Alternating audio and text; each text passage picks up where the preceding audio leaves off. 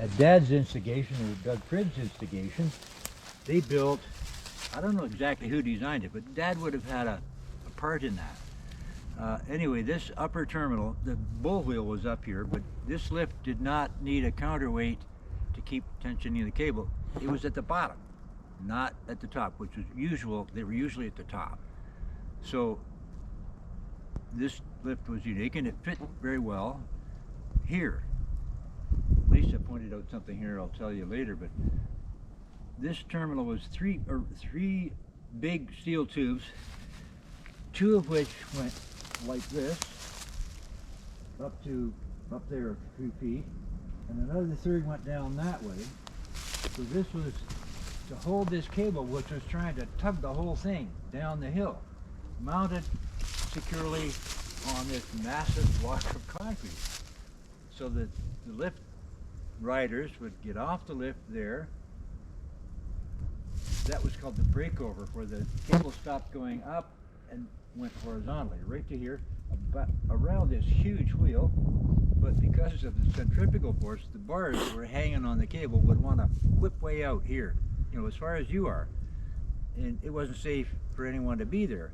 So they had these restraining big loops of steel, part of which is still there on the ground, to keep the bars from swinging out while they went around the wheel and back down to the bottom. This is the upper terminal that preceded the one that's at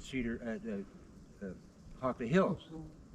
The Skyway, wonderful new design and innovation, partly inspired by this lift.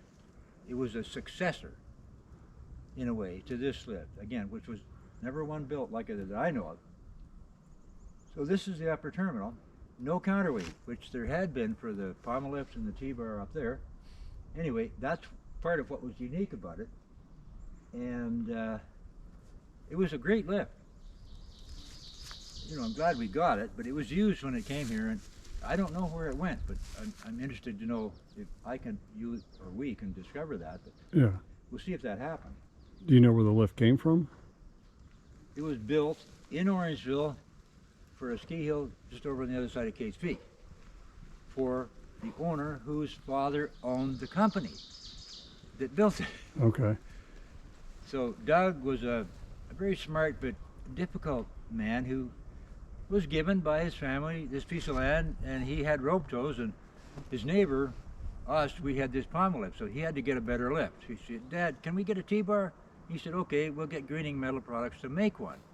My dad worked for Greening Metal Products at that time, and somehow they designed and built this T-bar for Doug a mile away over there. His company went belly up, the ski hill, and this ski lift my dad bought and moved here for what was really then a private club to this site. And then it folded, and he resold it somewhere else to somebody else, because that was his business.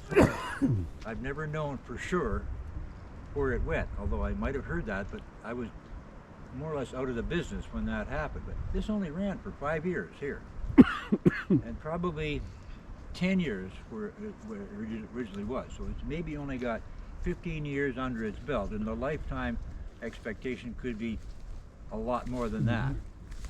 Now, to be fair, at the time this was resold from here, people were saying, "We don't want a T-bar, we want a chairlift."